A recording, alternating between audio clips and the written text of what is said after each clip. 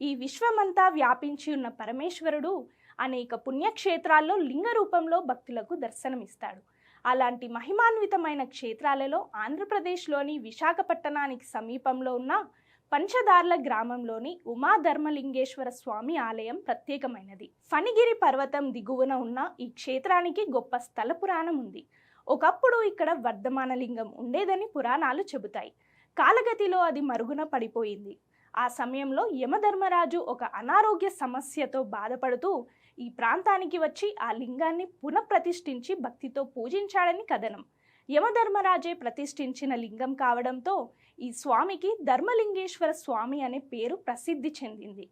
చాళుక్యుల కాలంలో నిర్మితమైన ఈ ఆలయం శతాబ్దాల చరిత్రను కలిగి ఉంది. గర్భగుడిలో ఉమాదేవి సమేతంగా ధర్మలింగేశ్వర స్వామి దర్శనమిస్తాడు.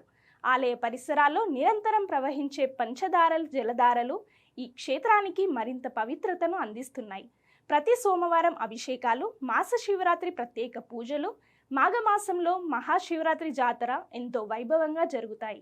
ఈ స్వామిని భక్తితో దర్శిస్తే అనారోగ్యాలు తొలగి అపమృత్యు దోషాలు నివృత్తి అవుతాయని భక్తుల విశ్వాసం. అందుకే ఈ క్షేత్రాన్ని దర్శించడం శివానుగ్రహం పొందటానికి ఒక దివ్య అవకాశంగా భావిస్తారు.